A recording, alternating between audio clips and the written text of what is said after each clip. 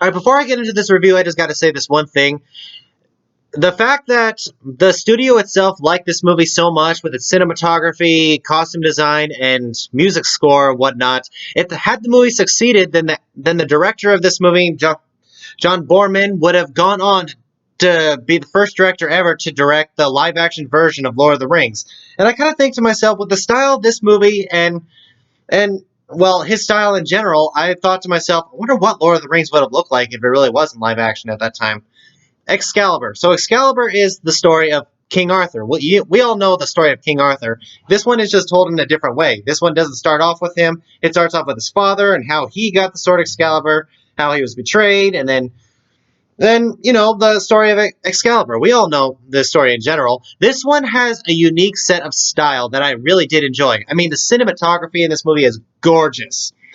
I mean, sometimes they look like they're outside in the wilderness. It does work for its scenarios. The castle designs are glorious. Merlin's lair with its stuff and whatnot, that was really cool to see. There was even a battle at the very...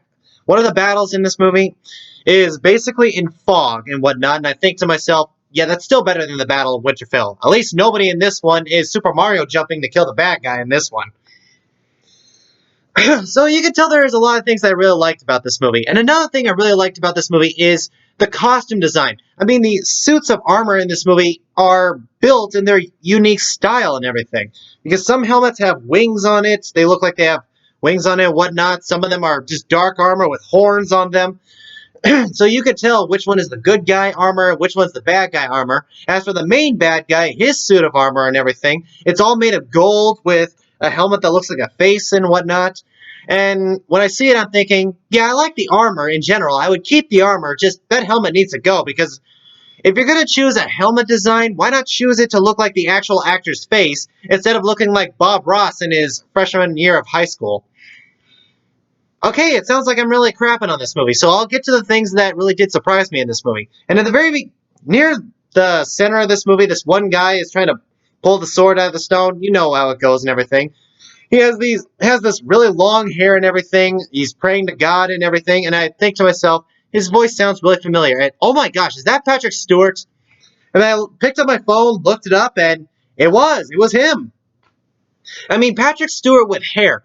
How can you not want to miss that? This is before he was in Star Trek, so yeah, if anyone is a Patrick Stewart fan, that is a must check out if you're a huge Patrick Stewart fan. I don't know how to explain it a little more. As for his acting in this movie, well, Star Trek hasn't happened yet, so I'll give the guy credit where credit's due, because he's a national treasure at this point. And another national treasure that I noticed in this movie by recognizing his voice. They're sitting at the round table and whatnot, and this guy starts talking, accusing the queen of something or whatever, and I thought to myself, the guy sounds like Liam Neeson. Is that Liam Neeson? And it is. It's Liam Neeson as a young man. So you do not want to miss that either. And after seeing these two on camera and whatnot, I thought to myself, are there any other actors in this movie that became really big later on in life? And yes, there is. Helen Mirren plays Morgana in this movie, the bad guy. She's in this movie, and that is not a lose. She's probably one of the best actors in this entire movie, because she really gave it her all. So, props to her. I say bravo. Great acting. As for everybody else in this movie, the actor who plays King Arthur, the actor who plays Merlin, the actor who plays Lancelot, yeah, I don't know who these guys are. I never saw them in anything else, and the guy who plays King Arthur is okay for what his part is and everything. Sometimes he did feel like King Arthur. Half the time he felt like a 1950s radio announcer, because he spoke the words really, really quickly, just like I'm doing right now. And as for the guy who plays Merlin, the first time Merlin is introduced in this entire movie, he's just walking as a silhouette towards the camera with this fire in the back and just wind blowing and everything. It was a cool shot. So give the guy credit where credit's due. This is supposed to be the most powerful wizard that ever lived. Even more famous than any wizard that we've heard of, like Gandalf, Harry Potter, Dumbledore. All of them need to step aside when it comes to Merlin. And as for Merlin in this movie, okay, I have a few things to say. Because for one, there's only one magical spell he knows. He says, Anal Nathrath, Uthbath Bithud Tohir Dienve. I think that's how he says it and everything, but he could say that for hours and nothing happens. And the first time he ever uses it, he calls forth the dragon's breath, which is just a bunch of fog on the ocean and whatnot that you can actually walk on. And I thought to myself, it took you hours to conjure that? You're a pretty slow wizard, I'll give you that. And there are some comedic moments with Merlin as well in this movie, and they feel way out of left field. Because Merlin, for most of this movie, is a very serious character. He's always the one that is the wisest. He's the one that knows all the answers. He deals with serious situations all the time. So when I'm seeing him in a creek trying to catch a fish, then falling over and whatnot, doing the slapstick stuff, I'm thinking to myself, okay, they probably should have deleted that out. And another thing that kind of caught me off guard about Merlin is that he doesn't even look like a wizard. And when I think of wizard, I think of long robes, the magic wand, or Gandalf's staff, if you know what I'm talking about, and a big hat and whatnot.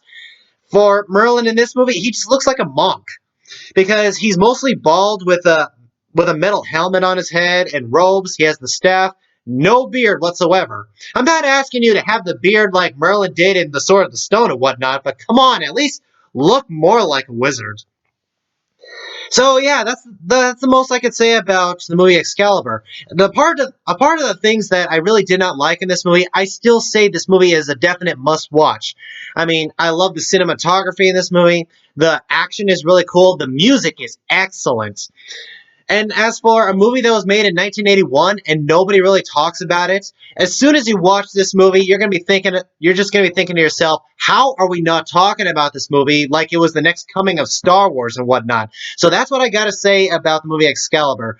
I From some things that I thought was a little flat in this movie, I have to bring it down from Legendary. Sorry guys if you really like this movie, but I will say it is still worth watching and still worth buying on DVD.